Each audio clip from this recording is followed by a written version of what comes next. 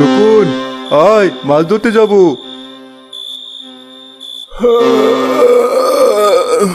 এত তাড়াতাড়ি শেষ রাত হয়ে গেল। মনে তো হচ্ছে একটু আগেই ঘুমালাম। মোহন যখন এসেছে যাই তাহলে। এই মোহন, আমাকে রেখে হাঁটা দিলি কেন? দাঁড়া একটু, জালটা তো নিজে দিবি নাকি? আমি হাঁটছি, তুই নিয়ে আয়। তাড়াহুড়ায় লাইটটা আনতেই ভুলে গেলাম। তুই কোনো কথা বলছিস না কেন বলতো? ভয় করছে নাকি? হি হি হি। ভালোই করেছিস লাইটটা নিয়ে আসিসনি, না হলে আলো দেখে তো মাছ পালিয়ে যেত।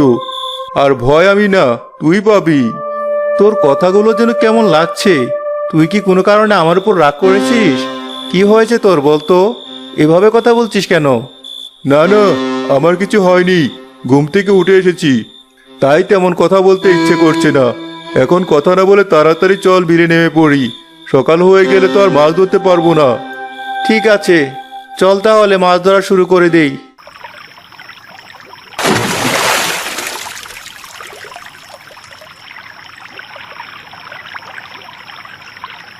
সে কখন থেকে মাছ ধরছি, কিন্তু পাতিলের মাছগুলো সব যাচ্ছে কোথায়? পড়ে যাচ্ছে নাকি? ভালো করে ঢেকে রাখি। কিরে মোহন, তুই এমন বেশি পানিতে নামছিস কেন? কারণ এদিকে মাছ বেশি, ওই তীরের দিকে মাছ ধরে পোষাবে না। আয় এদিকে। মোহনের সব কিছু আমার এমন লাগছে কেন? কিছুই তো বুঝতে পারছি না। ওর ভাবসাব কোনো কিছুই আমার ভালো লাগছে না। কিছু একটা গন্ডগোল আছে মনে হচ্ছে।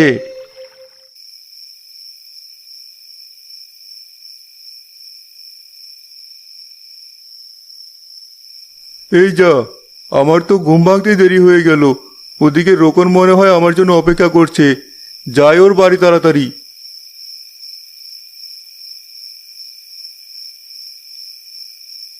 এ কি, ওর ঘর তো দেখছি খোলা। ভিতরে গিয়ে দেখি একবার। বিছানায়ও তো নেই। আমার দেরি হয়েছে বলে ও মনে হয় বিলে চলে গেছে। আমিও যাই, না হলে আবার রাগ করবে। কিরে মোহন, আর কত পানিতে নামবি? এত পানিতে মাছ ধরবি কি করে? চল পাড়ের দিকে মাছ ধরি। না না, এখানেই মাছ ধরবো। তুই যে কি করছিস কিছুই বুঝতে পারছি না আমি।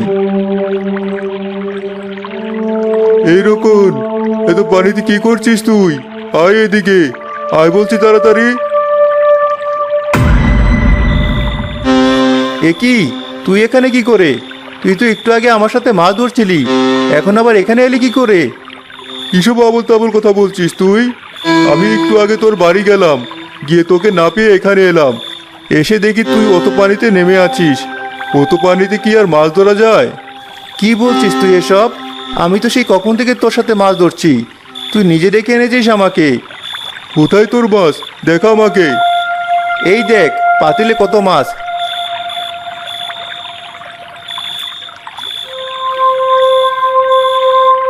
এ কি, সব মাছ কোথায় গেল?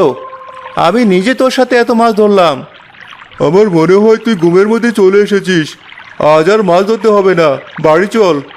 আমিও আমার বাড়ি যাচ্ছি। আজ বন্ধুকে বাঁচিয়ে নিয়ে গেলি তো কি হয়েছে? পরের দিন তোকেই খেয়ে নেব। হা হা হা। মা, এত বেলা হয়ে গেল, ভাইয়া তা উঠছে না কেন বলো তো? এত বেলা শুয়ে থাকার মানুষ তো ভাইয়া না। একবার গিয়ে দেখ তো।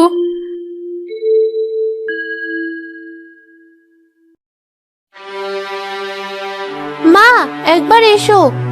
দেখো ভাইয়া জ্বরে কেমন করছি, এই জন্যই আজ বিছানা থেকে উঠিনি। তাই তো, জ্বরে একেবারে গা পুড়ে যাচ্ছে। কাল ওই বৃষ্টিতে ভেজার কারণেই এমন হয়েছে মনে হচ্ছে। ছেলেটা আমার একটা কথা শুনে না। তুই এখনই গিয়ে ওষুধ নিয়ে আয়। কাকিমা, রোকনের কি হয়েছে? এভাবে শুয়ে আছে কেন? দেখো না, কাল ভিজে এমন জ্বর বাঁধিয়েছে, এখন আর বিছানা থেকে উঠতেই পারছে না। শুধু কি ভিজেছে? মা, তুমি একটু বাইরে যাও, মোহনের সাথে আমি একটু কথা বলবো। এই, তুই কি পাগল হয়ে গেছিস? কাল রাতের কথা বলেও মাকে বলবি না, তাহলে মা খুব চিন্তা করবে। ঠিক আছে, বলবো না। এখন তাহলে আমি আসি, কাল এসে আবার দেখে যাব।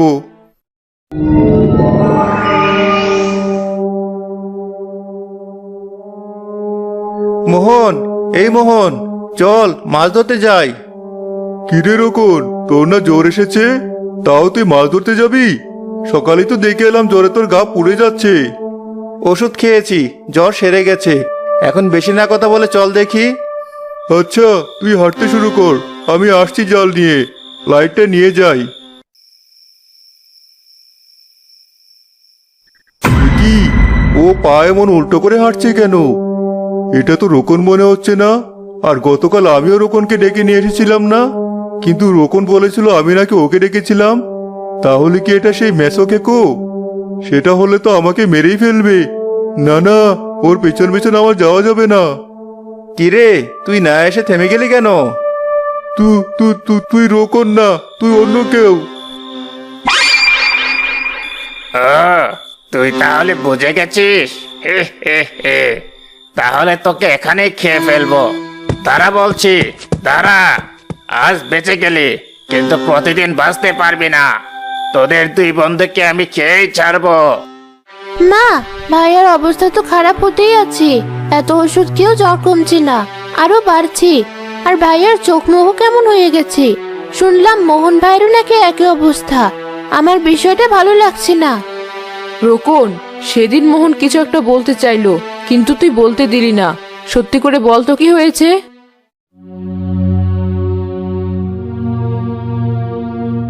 এত বড় একটা কথা তুই এভাবে লুকিয়ে রেখেছিস? রূপা, তুই তোর ভাইয়ের কাছে থাক, আমি তান্ত্রিক বাবার কাছে যাচ্ছি। বাবা, আমাদের সাহায্য করুন। আমি বুঝতে পেরেছি তুই কেন এসেছিস আমার কাছে। তোর ছেলে আর ওর বন্ধুকে আমার কাছে নিয়ে আয়। ওদের দুজনেরই খুব বিপদ, আর বেশি দেরি করলে ওদের বাঁচাতে পারবি না। ঠিক আছে বাবা, আমি এখনই ওদের নিয়ে আসছি।